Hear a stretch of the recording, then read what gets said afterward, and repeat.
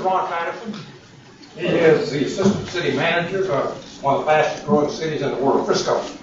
You've all heard of Frisco? At one time it had about 300 people, and it just went exponential like that. Like Ron says, it's still going exponential. All right, Ron? Yes, so sir. It's a pleasure to have him here, and I turn this whole thing over to him, and the way he's going to get your presentation going. Sounds good. Thank you so much.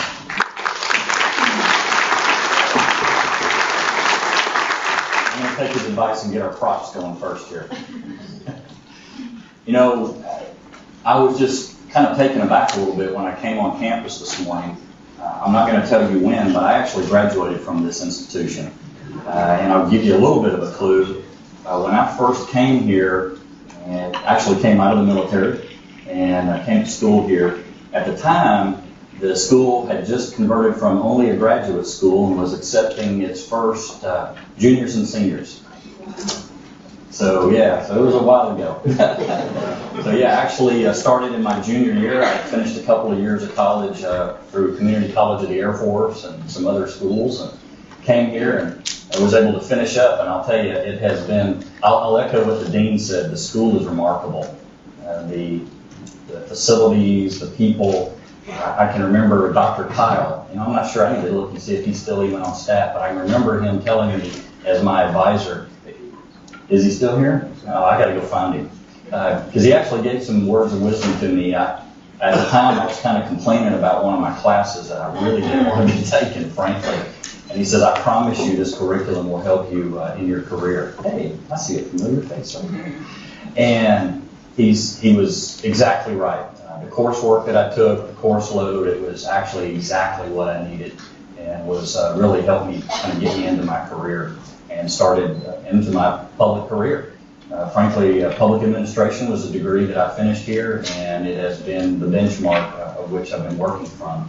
I'll also tell you that I'm a little bit nervous too, because as the dean said, I am not a certified project manager, okay? And so you intimidate me. I'll start right there, okay? But I will also tell you, though, that he's exactly right, that I think that any of you at any given time, or any of us at any given time in our careers, you're going to manage a project. And I am blessed to be able to be in a community that, as Jim pointed out, is growing like crazy, expanding. It's a remarkable place to be. And it comes with a lot of projects. And what I wanted to do is spend a little bit of time this morning and talk with you about what we've done on our public-private partnerships. And I'll tell you that it's going to focus a little bit on how we do things, what we do, why we kind of focus on those things. And you'll see how that project management is interwoven into that, okay? But I really want to focus primarily on our public-private partnerships because I think that is one of the hallmarks that Frisco has. And I think it's also one of the hallmarks that really helps us to be able to bring things to the table for our citizens that we wouldn't otherwise be able to do. You can always do more with those that you bring to the table than you can do alone. And we believe that and continue to believe that. And I'll tell you right now that, I hear some people, my daughter, she's going in, she's a freshman in high school, and she always complains about her group projects. And I say, well, honey, why do you not like doing group projects? Well, because, you got to get people to do, their part. They got to carry the load. You got to convince them to do what they need to do. So, well, guess what? You're a project manager. And believe it or not, it starts there. It just happened the other day. So it made me realize that it starts early in life, and was really encouraging her that those group projects really are the foundation. And I told her this is the key. Make sure that you get the strength of each of those individuals and leverage that, and you'll all do better than you could do by yourself. And that's what it's all about. So let's get into this public-private partnership opportunities that we want to talk about. And really, who are the partners whenever we get into these projects? Obviously, the City of Frisco and the Frisco Independent School District are the first two partners that really come to the table here. And I'll have to ask you, gentlemen, I know in the back your technical directors are warning me, don't get outside of certain areas because we're videoing. If I start to move because I'm a walker, just shoot me back. But these are the first partners that come to the table here. And you'll see we have the City of Frisco itself, which most people know what the city government is and how that's organized. But we also have the Frisco Community Development Corporation. And that organization is funded by our half-cent sales tax. And that organization brings not only funding, but personnel to the table to be able to participate in these projects. And then we also have the Frisco Economic Development Corporation. Now for us, we have both of those entities. And one is really, its genesis on the Community Development Corporation is really focused more on, well, parks, recreation, social, those type things. Whereas on the economic development side, pretty much what it says, building business, building jobs, those type things. So taking those three entities and pulling them together to be able to get into a partnership is critical as well. And we'll talk a little bit more about how the dynamics of those two things, or those three entities, work as well. And then we have the Frisco Independent School District. The Frisco Independent School District is a little bit unique. They have made a decision early on that they are going to keep all of their campuses small. What that means is that at the end of the day, we'll probably have somewhere between 12 and 14 high schools when it's said and done. Okay, what that means is that they made a decision that no school campus will be larger than a 4A.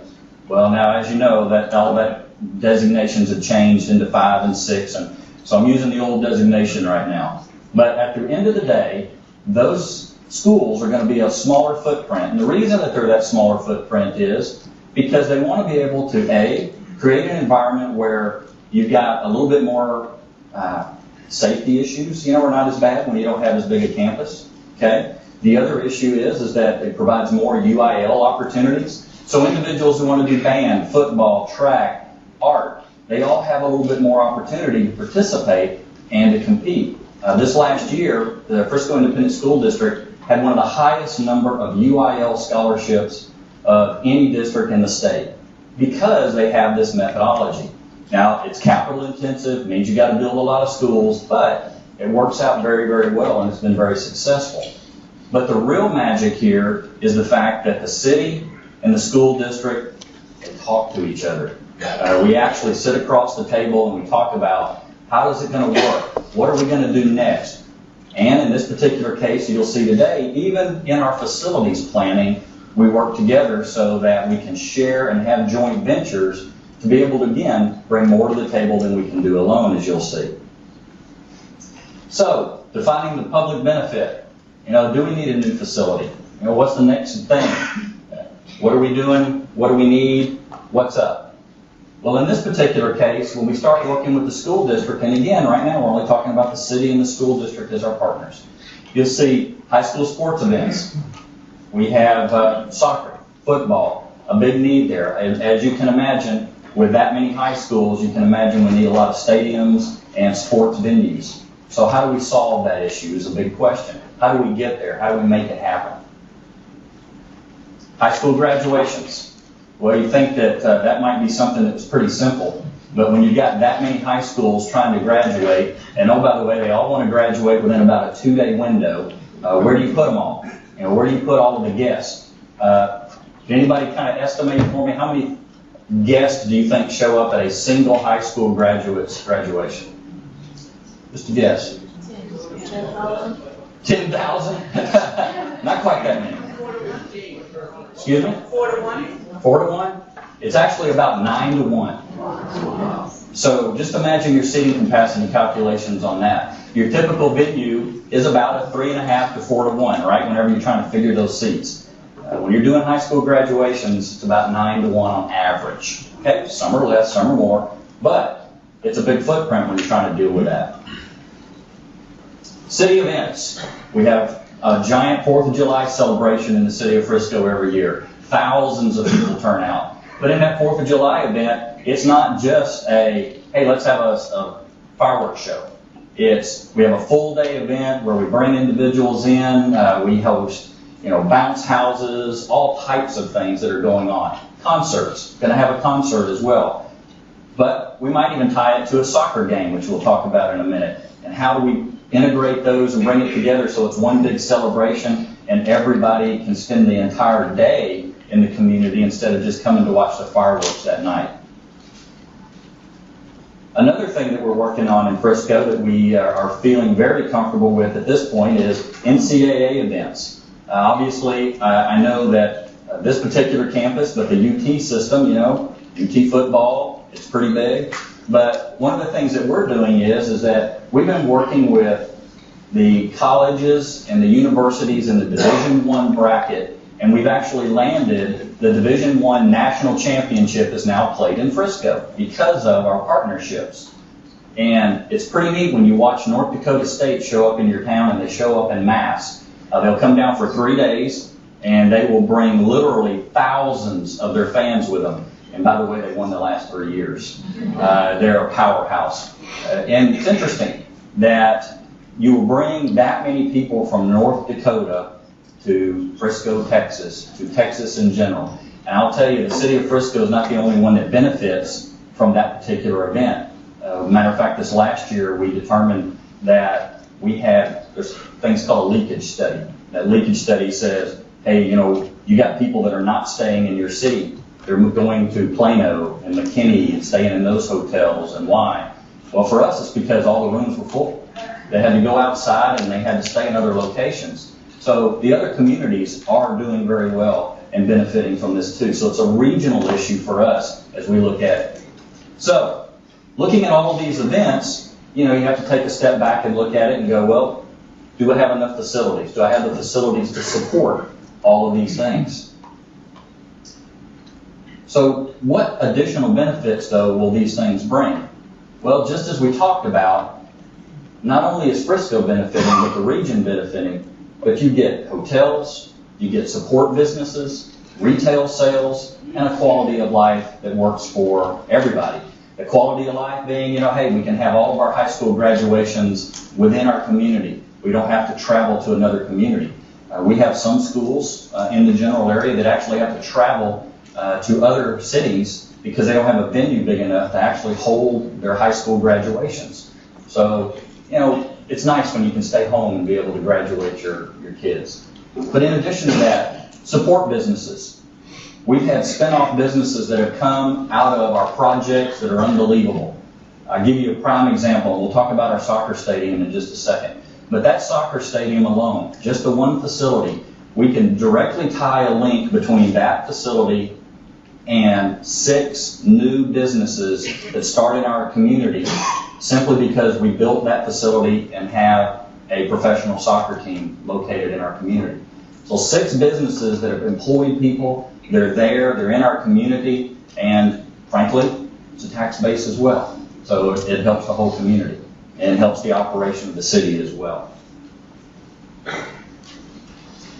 So we've got to continue to define the benefits and continue to define what we need. You know, we know that we need the high school events.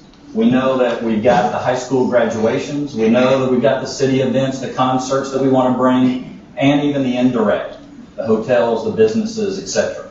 So all the additional benefits. But the way that we do these are also publicly funded facilities. In other words, when the city and the school district build those, they build them with those public funds, and they own them.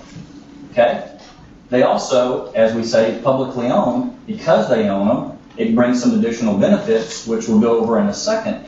But lastly, and most important on that list, is that we have to recognize what we don't do well. And I will tell you, one of the things that we took a long time looking at is when we started looking at these joint ventures with the school district and the city and the Community Development Corporation, is we had to take a step back from that and go, okay, we're government officials, we can do certain things well, we can run a court, you know, we can do that kind of stuff, we can run police and fire, we can manage those things very well. But do we really know how to run a soccer facility? Do we really know how to run an arena? Do we really know how to run these things? And the answer is, for us, the answer came back, no. That's not our core competency. It's not what we do best. So that brings up, what do we do about it? If we want to have these venues and we want to be able to have them and get all of these benefits, how do we make that happen? Well, you got to create some benefits to bring a partner to the table, right? We said early on that, you know, everybody's got to bring something to the table, and you got to leverage each of those things so that you get more than you doing it by yourself. Would you agree still to that? Okay, so you've got to get some benefit to that third party. Well, in this particular case, because the city and school district own it, it's a tax-exempt facility. So, for example, if I go out and I find a partner and I can put them in that facility, the benefit that they have is they're not having to pay the taxes on that particular facility. Now, there is a tax on the leasehold value. In other words, they're going to lease that facility from us, so they have to pay the tax on that. But I can assure you it's significantly less than paying the ad valorem tax on the value of, let's say, a $100 million facility. Okay? Also, it gives you a lease term with a stable entity. You know, we are a pretty stable lessor. If you and I are going to enter into a relationship and you're looking at across the table at that business partner, you want to make sure they're going to be there tomorrow and the next day and the next day and the next day, right? I mean, you don't want to put your assets and your resources into something that's going to go away. Well, the city's not going anywhere. You know, we're there. And so we make a pretty good owner. School district's not going anywhere. Pretty good partner. So that's a big deal for these potential partners. And then also partnering with a sport/event-centric city. If you know anything about Frisco, let me just ask a question. Besides being one of the fastest growing, as he pointed out, what else do you know about Frisco? Anybody got an idea? IKEA? Retail, that's right. What else? Rough Riders, sports. There you go, sports. We are a sports-centric community.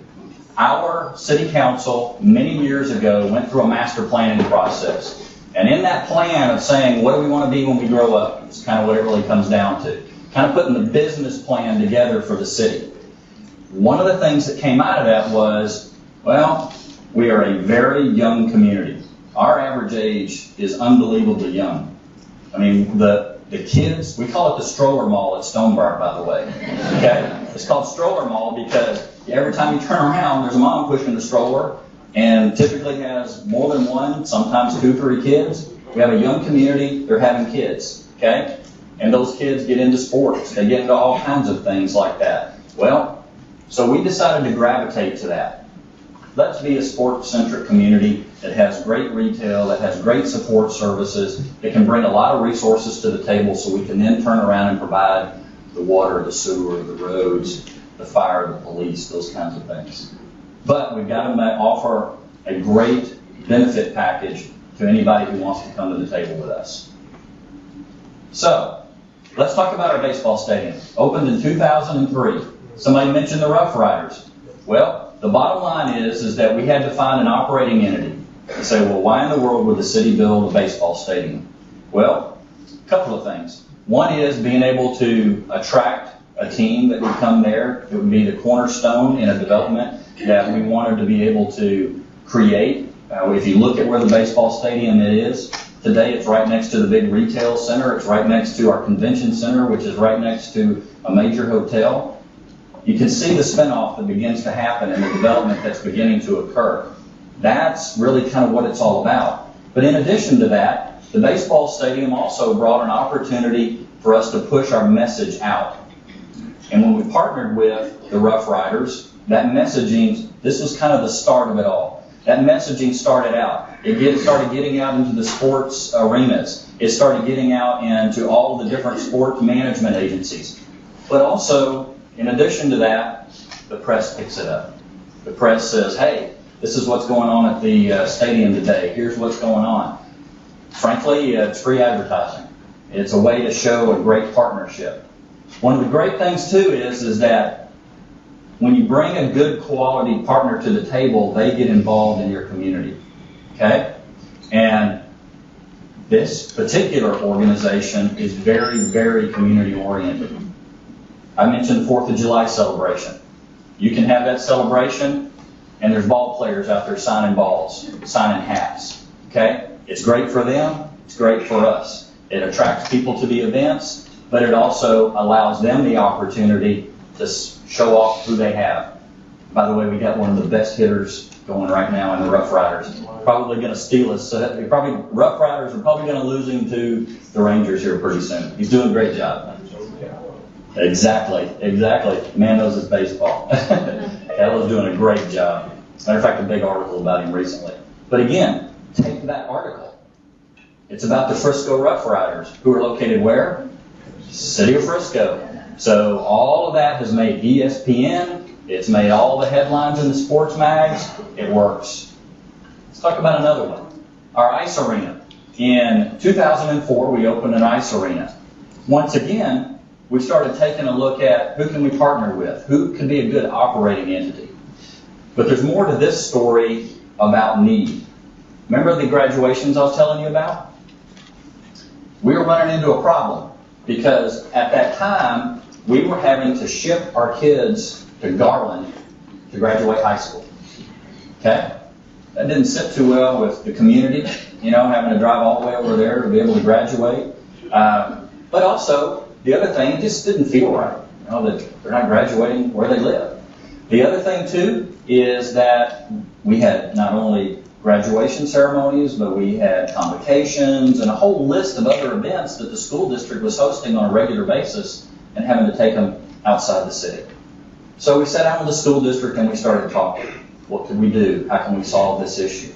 Well, the idea of the arena came along, and we started looking at and designing an arena. It's a little over 6,000 seats in its design.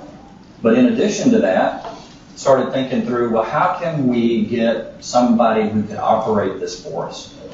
What if we put ice in the floor? Well, now that floor is convertible so that we can also take the ice out. Got a concrete floor. I can host all the graduations I want. And, oh, by the way, I can also host concerts. I can host Cirque du Soleil. I can host the circus itself, the smaller Ringling Brothers. So there's all kinds of events that can come to the table when you do this. But who would be a good partner if we put the ice in there? And, of course, the Dallas Stars. The Dallas Stars, even though they are Dallas Stars, I'll give you one guess where their corporate headquarters is. It's in the city of Frisco. And matter of fact, this building that you see up here off to the left is the front of the building, and that is their corporate headquarters. The second floor of that facility, second and third floor of all that frontage, is all the corporate offices of the Dallas Stars. They also host training camps there. At any given time, if the Stars are practicing, this is their practice ice. It's not down at AA. So they play down in Dallas. They practice at this facility. The corporate headquarters is at this facility. And once again, though, we have a corporate partner who's pouring back into the community. Again, they'll show up at events. As a matter of fact, there was a line out that front door 2 days ago when they had all their players, well, not all, they had a few other players there signing autographs. So again, a draw for people. The other thing, too, that was very interesting about this particular project is that as we started talking about it, our original design was we're going to build a facility, 6,000 seats, be able to have the high school graduations, going to have a sheet of ice, and that'll be the practice facility for the Stars. Well, as we get into it, the Stars start talking to us, and they're wanting, well, you know what? It might be better if we had one sheet of ice for our practices and our education programs, because they have a ton of education programs with kids teaching them to skate. And then another sheet of ice that we could actually do shows on, and actually, why don't we go out and see if we can't find us a minor league team to put in here too? So this project started out with a pretty simple focus, and it grew into and morphed into something even larger. So again, you bring the right partners to the table, you can do some amazing things, more than you can do alone. This certainly turned into that. So our soccer stadium in 2006, I kind of touched on that just for a minute. The soccer stadium is a facility that is about 22,000 seats. It's an outdoor facility, and it's one that when we started looking at it, the genesis of it started with the school district. It wasn't really with us. What happened was the school district said, we have one football stadium, outdoor stadium, and we're outgrown it. We've got too many games. If you can imagine that many high schools, if you've got that many football teams, one stadium's no longer going to cut it. You can't play them all on Thursday and Friday. You just got too many teams. So we started having a dialogue, and Anyway, the school district had already kind of started down this path and said, we're going to go build a stadium. At the time, things just weren't working. We weren't able to bring a partnership together. So they started down a path, and they were getting ready to go build a stadium. And matter of fact, they had found a location, kind of got everything set up, ready to go, and ended up, they started actually digging a hole and ran into some water problems. And so kind of put everything on hold for them a little bit. But about that time, we kind of re-engaged with them because we said, we hear a rumor that there's a professional soccer team that's out there looking for a home. So we sat down with the district and started having a conversation. Is it possible to build a stadium that can be both a football stadium and a professional soccer stadium? The answer came out, yeah, it can. So as that progressed and we moved forward, what really started happening was a great partnership that we ended up getting with FC Dallas. Now again, another Dallas named organization, but their home is again in Frisco. Not only are their corporate headquarters in Frisco, which is on the far left side of that picture that you see there back in the corner, that building you see on the left upper end, that multi-story building is their actual headquarters. And if you're not familiar with Hunt Sports Group, they do a lot. They also own a professional football team. They've got some other entities that they own, but it's all run out of this facility, which is Hunt Sports Group. And FC Dallas, this is their home. So we brought professional soccer to Frisco, again, by another great partnership, but we also got a great high school football stadium. I mean, can you imagine playing as a high schooler in a stadium like this that's got unbelievable grass fields on it? I can share with you that the man who takes care of that field pretty much will tell you can eat off of it.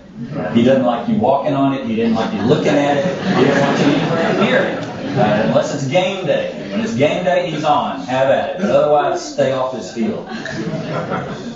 But again, I want to mention to you that more than the sum that you can do by yourself. Well, this one also had a genesis.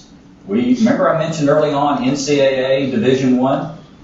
Because we had this facility, we were now able to compete for the Division I National Football Championship, which is now played in Frisco on this field.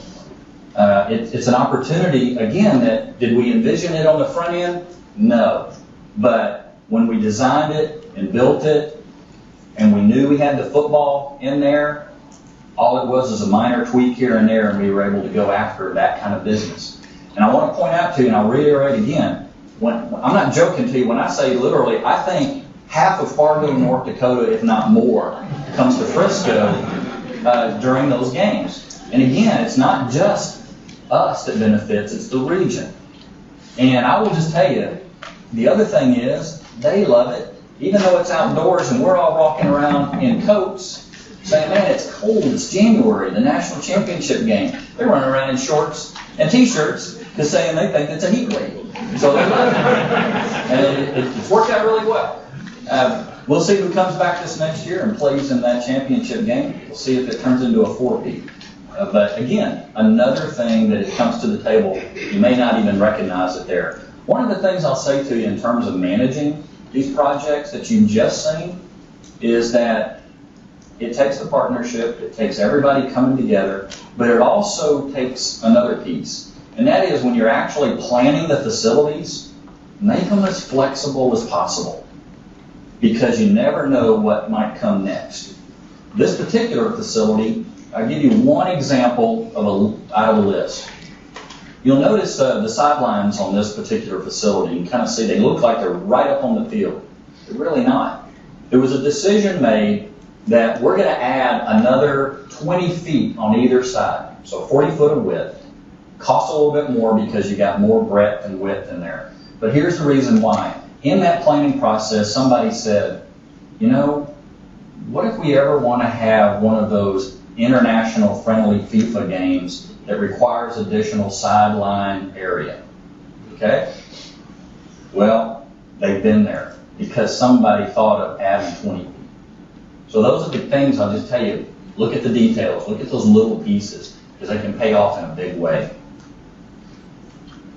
All right. Our newest partnership. Well, our needs. FISD has 2 outdoor stadiums. Memorial Stadium is on the high school campus, and then they have at the FC Dallas Toyota Stadium. Okay? Well, again, remember how many high schools I told you we'd have? It means we need another stadium. So the school district started planning again. They started down that path of putting funding together to be able to build another stadium. We again sat down with us, started having a dialogue. What can we do? You know, is there anything out there that we might be able to partner with? Well, the city also has run into some issues in trying to book events related to indoor venues. Our arena, Dr. Pepper Arena, Stars Arena, has quite a few bookings. But we also noticed we were losing some business. And that was because it has 6,000 seats instead of 10,000 plus. There's a market out there, and that market analysis says if you got 10,000 plus, 10,000 to 15, somewhere in that window, then there's a whole new world of business that you can land. There's certain concerts that will go in 6,000, but there's certain concerts that need 25 or 30,000, and outdoor venue is okay at the Toyota Stadium, but some want an indoor venue, but they got to have that 10,000 plus. Give you another example. One of the things in our sports marketing area that we have in our Convention and Visitors Bureau, they started doing some analysis. Well, we've been bidding on an event for several years, and it's women's gymnastics finals. Okay? One of the events that are premier, it's on ESPN, it's one of those wonderful events to have. But we kept losing out. So we went back and started looking through there, and every year we were eliminated in round 1.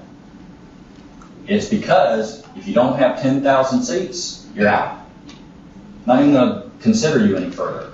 So we started looking at that list, and we said, wait a minute, there's more and more and more and more of these events that we're losing because we're not in that window. So the school had a need, and we had a need. So now, is there somebody out there that we might be able to partner with to do this? Well, what we ended up doing was putting a package together, and I'm going to dive in a little more detail on this one. In this package, the city, the CDC, the Community Development Corporation I talked about earlier, the EDC, the Economic Development Corporation that I talked about earlier, were willing to put in the funding that you see here. $30 million, $25 from the CDC, and $5 million from the EDC. The school district had already earmarked around $30 million to build their stadium. They said, so how can we take those funds, earmark those, and bring them together to create an even better facility? Remember, the school district plan was to build an outdoor high school stadium, okay, at $30 million. But for that same $30 million, could they get an indoor venue with 12,000 plus seats that's top drawer? Well, as we started looking at it, by combining all of these assets together, and then also providing a benefit again to a third party. Remember, we talked about what can we bring to the table for them. So if we own it, it's a tax-exempt facility. It's something that we would own, they operate. One of the things I'll go back and point out is on the soccer stadium, on the arena, and also on the baseball stadium. The city actually owns those facilities. We entered into a partnership with those particular operators, and they actually lease the facility from us, and then they are responsible for all the maintenance and operating costs. Okay? And I want to put this into perspective for you. High school stadium, outdoor facility that they were planning. Any guesses about how much the operating cost is for an outdoor high school stadium? Come on. How much? $1.5 million per year. Wow. You've done that before? That's right. It's 1.2 to 1.5 million is the estimate to operate it. You sure did.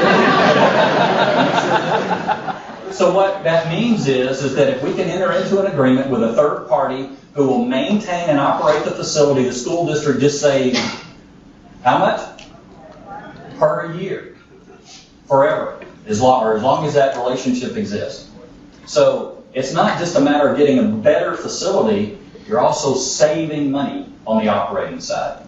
So what do they get out of it? On the operating entity side, they get a long-term lease, okay, with a stable organization like we talked about. Responsible for operating and maintenance costs is shifted to them, okay?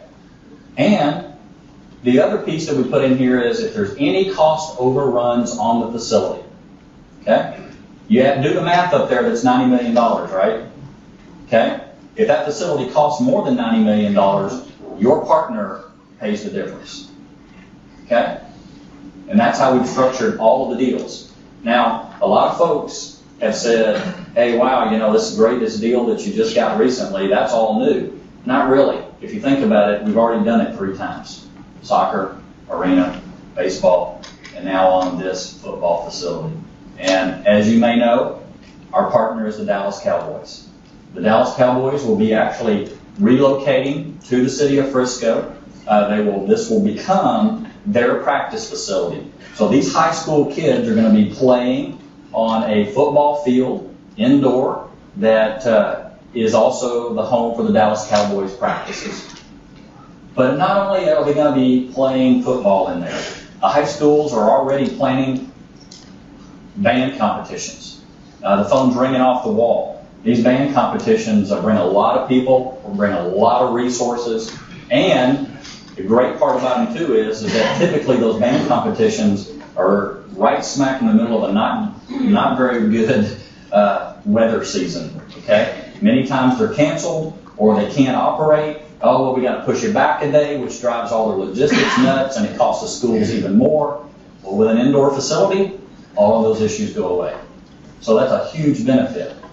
The other benefit, though, that we have, in addition to the practice facility, is next door to the event center and the practice facility will be the headquarters for the Cowboys organization. If you're not familiar with the Cowboys organization, yes, they're all about football, okay? We know that. Number one or number 2 recognized brand in the world. But their headquarters, when it comes with it, also brings all their point of sale, all their merchandising, everything that comes with that, as well as, if you're not aware, Blue Star Land, Blue Star, okay, Cowboys. And they have a whole list of other businesses that will come with this as part of their headquarters project. So in this case, the Economic Development Corporation is providing an incentive to be able to bring that headquarters there. So at the end of the day, we are very, very blessed to be able to, have the Dallas Cowboys come there. They round out all of our sports-centric venues, have a great partner, and still end up with a wonderful facility that our high school kids will get to use. And remember the concerts I told you that we were missing out on, and the gymnastics we were missing out on? All of those will be in that venue as well. Okay, so it's not just about the high school football or about the Dallas Cowboys, which that's a big deal, okay? But it's also about all of those other things. And I also want to give you a quick example of something that's going on that is not about, a particular event or a gymnastics event or a Division I event. The relationships that build out of these is pretty incredible, and I want to give you one example. As we started working with the Dallas Cowboys organization to design the facility and pull it together and get that thing built, one of the things that we started looking at was we have a facility in Frisco Independent School District called the CATES Center. That's the Career and Technology Center. Okay? And in that center, kids can get into a pull-out program where they can come and learn IT. They can get Microsoft certifications. Kid can graduate with a Microsoft certification out of high school. I mean, you're talking, a $40,000, $50,000 a year job minimum, if not more. Okay? Dental hygiene, they can learn. Catering, they can learn. But they also have sports medicine, sports broadcasting, and a whole list of other things that these kids have an opportunity to participate in, even architecture. One of the things that's happening with this partnership is there's going to be a secondary pull-out program where if there is a kid, young man or woman who loves sports marketing or sports broadcasting, they'll be able to pull them out of that program and come alongside the Cowboys staff to intern. So they will be able to come alongside and learn on the newest, greatest technology for broadcasting. In this facility, there will be 2 HD broadcasting facilities, brand new, that these kids will be able to learn alongside these professionals and teach them. So those are the kind of benefits that you can't really put a dollar on. They are the ones, though, that I think are the most important. So 2016 is when we're supposed to have it open. You know, and my boss and all the people around me go, man, that seems like a long way away. Okay, you project managers who have built things. Is that a long way away? No, exactly. I am sweating bullets is what I'm doing. Because I can tell you right now, it's a challenge to get it all done. But, you know, this 3-way partnership's not quite as simple as I've made it sound here. There's a little bit more to it. You have the Cowboys and Blue Star Land. You have the City of Frisco. We talked about the Community Development Corporation. We talked about the Economic Development Corporation. Okay? So there you have 1, 2, 3, 4, 5, 6 entities that you're dealing with to pull the project together. It gets better. This particular project, I'm going to show you in just a few minutes of its location and where it's going to sit. There's an adjacent property owner.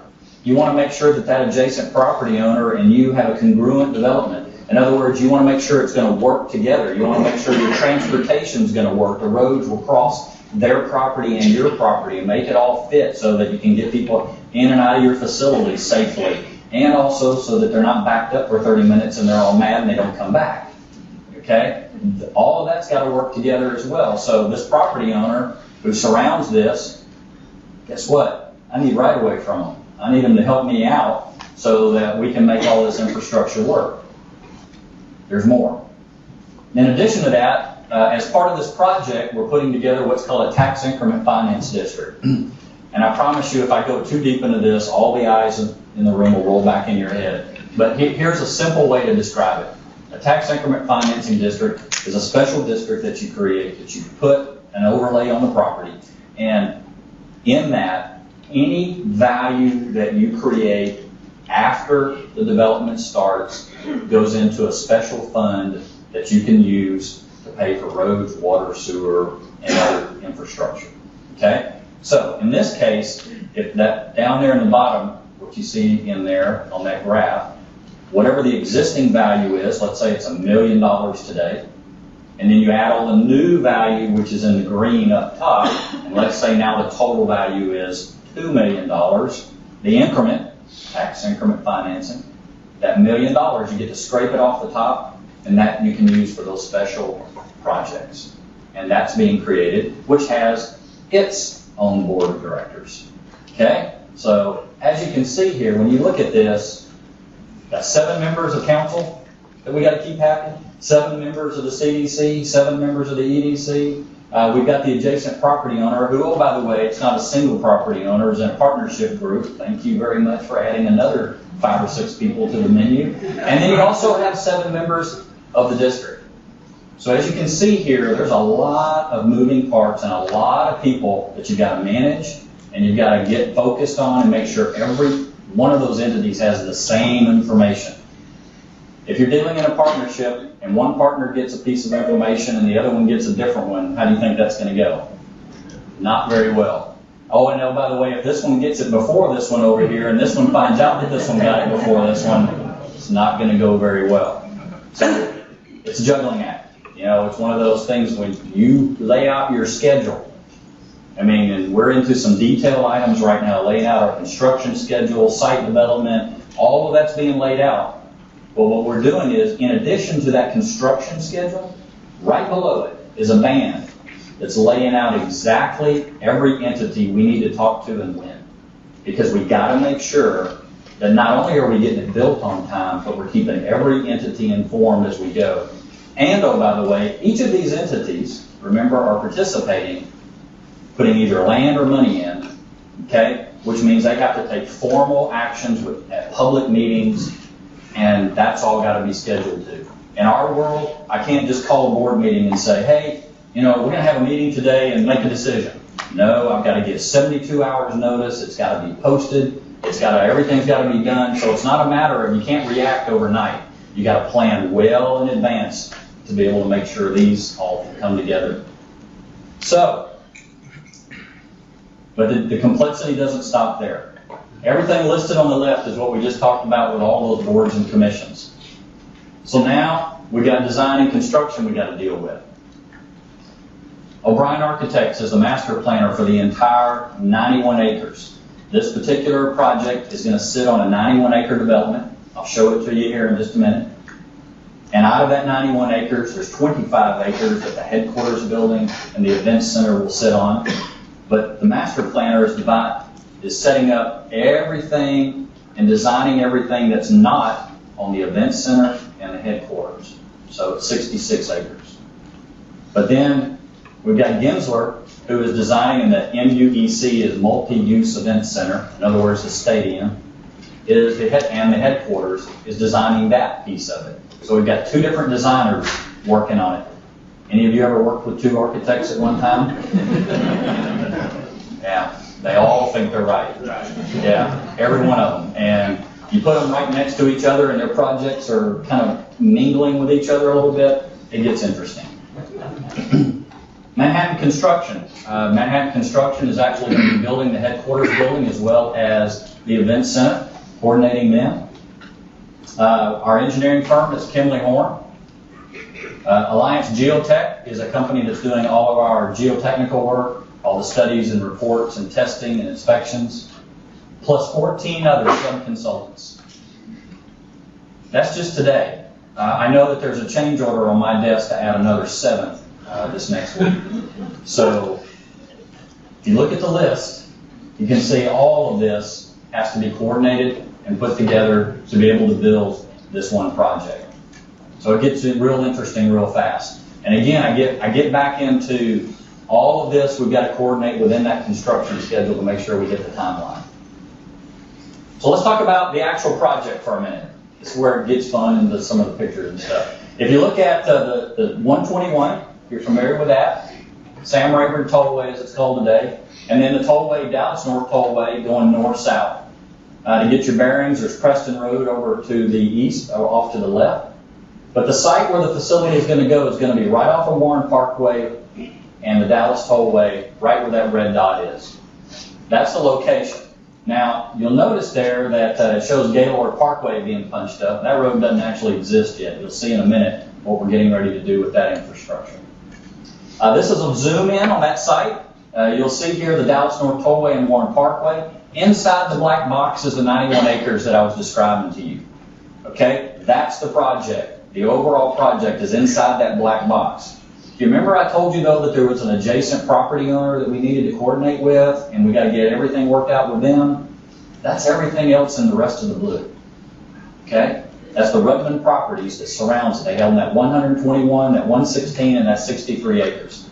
So we got to make everything we do on that 91 acres that we own fit and make it work with their adjacent property. So that's the adjacent property owner I was describing. So how do we actually get to deciding where we're going to put this thing? Well, you'll see here at Warren Parkway and the Dallas North Tollway, we'll go back here, 91 acres in the black box. This represents that black box. What are we going to do with it? So as we started working with the master planners, O'Brien that we talked about, and Ginsburg, and also with our architect for the event center and headquarters. But one of the things I'll point out is that we had to figure out, how does this property work? What's the best uses on it?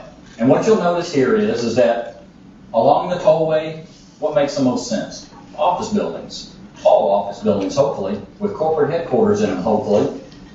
But then in addition to that, along Warren Parkway, which is a lesser roadway, let's get some of that retail mixed use.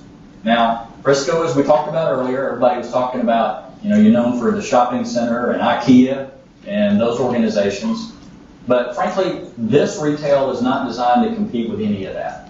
This retail is going to be designed to be entertainment, retail, and venues. So in other words, restaurants, probably some sports-related restaurants, those kinds of things. And creating an environment down in this area along there. But the 25 acres that you see up in the corner is where we're going to put the event center and the Cowboys headquarters building. So it kind of really fits very well within this design and making sure that it lays out well. One of the things we want to do is make sure that we get a nice plaza entryway. The box you see up there in the top with the green in the middle is what we're calling the event center. That's the state indoor stadium. We want to make sure that there's a nice view right in the front door. We went through all the detail of laying it out to make sure that there's a view from down at Warren Parkway so you can see that. That out front is a nice plaza area where we're talking about hosting some events out there as well. Then tied to that, we want to make sure that the Cowboys operations work. So we tied on the football operations on the side of the event center. Remember, the green box is the event center, the green and gray. Right next to it in the blue with the star on it would be their football operations. And then down to the south, going the other direction, is their headquarters building. And then in addition to that, you've got 2 outdoor fields that they can use as well. This kind of shows it to you in plan view. You can see that all the way off of Warren, that view corridor I was talking about, being able to look up through those buildings and see the front door of the facility. This was very important in the design as well, both from a marketing perspective, but also from a flow perspective, being able to get people in and out. You can see all of our traffic management design to make sure that you can get in and out of the facility. Gaylord Parkway there is a road we'll have to build. That'll be a 4-lane divided roadway up through there. And this just gives you an idea of the infrastructure that's required for this project. You can see that each one of these different lines, whether it's the yellow line, the blue, the red, the purple, the orange at the top, all of that is road infrastructure that we're putting in as part of the project. So it's not just putting the footprint of the building down. It's not just putting the building up and the headquarters building and the outdoor fields. It's all the infrastructure that's associated with putting that facility up as well. So here's the plan. You can see here, this is the overall master plan that O'Brien has put together. The big box up in the upper left, that is the event center, the stadium that will be used. The blue box that goes down to the side, I'll show you here. This is the headquarters building for the Dallas Cowboys. All of the rest of the development, everything else you see other than the big gray box and the blue, are all private development. And what will happen there is Blue Star Land will come in and they will actually develop what you see there in the red boxes is the sports-related venues. It's all in terms of retail. It's also the entertainment venues related in terms of restaurants. But in addition to that, all those blue boxes over there that you see next to the tollway are the office buildings. And then the pink boxes, the 2 of them, one next to the headquarters building and one next to the corner there, are hotels. And we're actually already in negotiations with a hotel, or actually there's 3 hotels we're talking to. And then in addition to that, we've got one of those office buildings probably going to be underway here very shortly as well. This is how it breaks down. The event center, the headquarters, and then the mixed use. Seems pretty simple, but you'll notice on there it says master plan number 57. It gets better. It's on 73 today. Yeah, we're still not there yet. So, let's see if let's go to the next slide here. Oops. I want to show you some pictures here, and let's see if I can make this work. All right, let's try this one more time. Click. Leave it alone.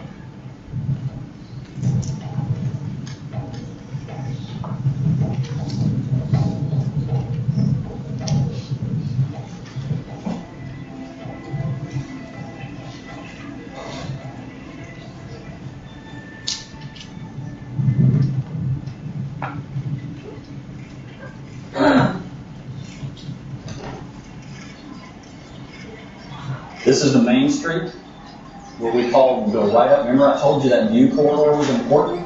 Right up through that street, at the back end of the street, is the event center that we talked about.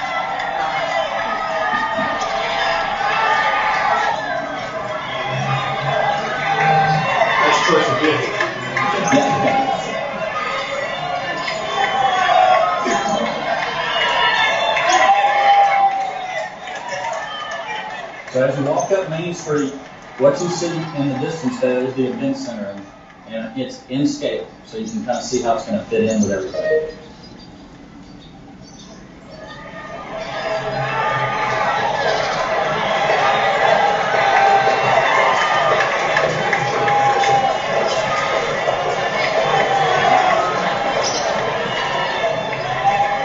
If you haven't noticed in the video, when you see the view from the top, you'll notice that we wrapped all the parking so that you don't really see it. So it's kind of tucked in behind the buildings.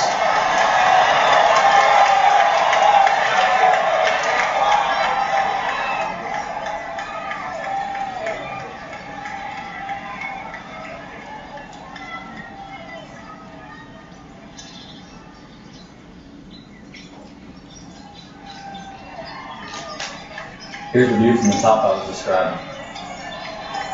You see that there's retail and restaurants integrated into the bottom section of the parking facilities.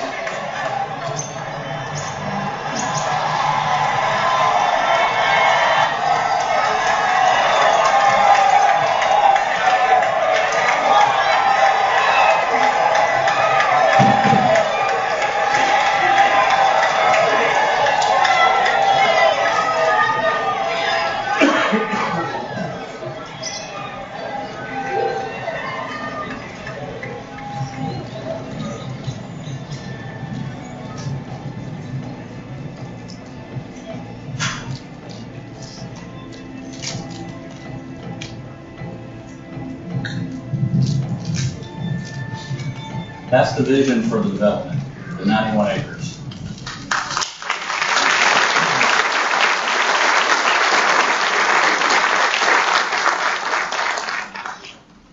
Just show you real quick that this is just a massing study to be able to show you that. Hopefully here, let's see if we can go to the next one. You can see it's just, this is again the massing study, that Main Street that the fly-through just went through. You can see that these view corridors are very important to us. These next few slides, I'm just going to fly through them because just to kind of give you some more flavor of it. This is the actual multi-use event center. You'll recall that out on the front, we talked about a plaza area. You see the little mini football field? That's actually going to be an area that we can program and put kids on and let them play while they're waiting to go into restaurants or events and that type thing. This is just another view of that. You can see the hotel that we're working on there on the corner. We'll rotate it around and you can see the two outdoor fields and the headquarters building there.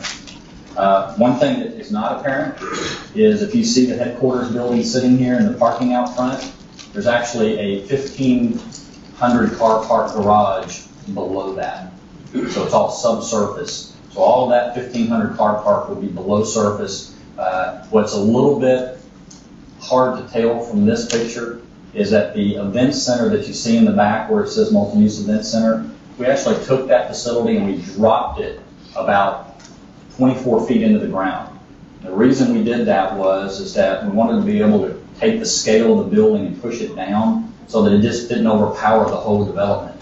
The other great benefit it did was it allows us, these outdoor fields and the indoor field are on the same grade, so you can walk from the outdoor field through double doors straight into the football field inside and vice versa. So again, for scale, but also for utility purposes. This is it from the north. Just another view here. This is just an interior shot, just of one of the plan sets. You can see everything that's on one side next to the outdoor football fields is the football operations for the Cowboys. Everything on the other side is all the school district and city operations. We've got all of that laid out. And here's just some nice diagrams of what we're looking at for the skin on the buildings. Okay, east-west elevation there. And then lastly, it's going like crazy. We're already pushing dirt. And matter of fact, we got to stay on schedule, so we're going to push a lot more here in the next few months. With that, I will stop and answer any questions that you might have, because I'm almost out of time. Yes? Yeah. Thanks a lot for your presentation. It's really interesting. My question, a couple of years ago, we had the Cowboys Stadium kind of come and talk about building that, and that was like a $1 billion project. The money you put up, it seemed like it was 50 or 60 million, but it must be more than that. Is there like a total price tag of what all this stuff is going to cost or be worth? Yeah, the question was what the total price tag is. On the facility right now, we have $90 million that the public entities have going into the project. I can tell you that it's well over 100.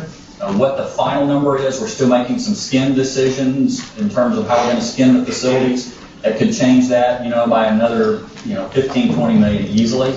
So we'll be probably in that, at least in that 110, 120 range. And is that everything you're showing, or just the Frisco? That's just the event center. That does not include the headquarters building. That's a completely separate budget. And you have any idea what that is? My guess is it's probably going to be in the $45, $50 million range, more than likely. It's about a 300,000 square foot building, so. Yes? Can you talk a little bit about the stakeholder management? You had all the different stakeholders. Who gets to decide and approve different aspects of it? How do you keep track of who needs to approve certain things and who doesn't have a say on other things? Yeah, that's a trick. I mean, the reality is this, is that what we've tried to do is we've tried to make each stakeholder 100% stakeholder. So for example, school district, EDC, CDC, and the city. What we've done is that we've set that up so that all of us have a say. We all have a thumbs up or a thumbs down on any aspect of it. That way, we don't get into the situation of, well, you got 10% of this and you got 40% of that. And so for us, we've just simplified it to that point. Now, the other stakeholders, such as the adjacent property owner, what we're doing there is we have limited their stake in terms of where's the right-of-way, how does the traffic management work, is it going to work for you, does it work for us? All of that is integrated. But in terms of the design of the facility and those things, they don't have a portion of that. So anybody who has a direct relationship with each of the pieces of the project, we try to give them 100% stake in that. Okay. Mr. Patterson, first off, thank you so much for coming out today. And my question for you is, you mentioned that one of your key competencies is driving towards flexibility. You had mentioned one of your core competencies was getting your stakeholders together and driving them towards flexibility. Now, I understand in the government, occasionally some people may have hidden agendas. It happens sometimes, from what I hear. But my question for that is, how do you drive to trust in a situation like you have, where many people have different constituencies with different agendas? Thank you. Very, very good question, and astute, by the way. I will tell you that we have been very blessed with a long history of councils who have a single focus. Frisco's first. Okay? Now, I will tell you, we also have a government, how our government is set up is also helpful. We don't have single-member districts, okay?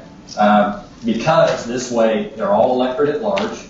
They all represent the entire city. But I can also point to a community here that has single-member districts that I would say is very successful at keeping the focus across the city as well because of the way they manage. So I think you can do it in both environments, but the issue is the governing body, the councils, the boards, they've got to stay focused on what's the overarching goal. What is it you're trying to do? I'm trying to provide the best services for the community at the best price and give them a high quality of living, okay? You've got to just stay focused there. Have we gotten off the rail before? Yes, sir. Yes, sir. We've gotten, some elections and councils, where we go through a period of time that we kind of start heading down a little path here or there. But I will tell you that overall, that they come back to that centered focus. And that focus is this. We've developed a very, very detailed comprehensive master plan. We've developed a very detailed Convention and Visitors Bureau plan. We've developed a very detailed economic development plan. And we as staff, every time that we talk about these things and we talk about these projects and these proposals, we talk about those plans. Here's how we're accomplishing goal A. Here's how we're accomplishing goal C. Here's why we're doing this. I think that those core documents and their focus, as long as we keep going back to those, really, really helps.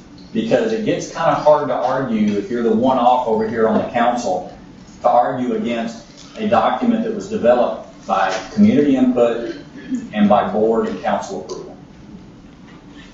Hope that answers your question. Huh?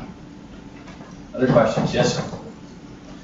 If I did my math right, you're doing all of that for about 90 million.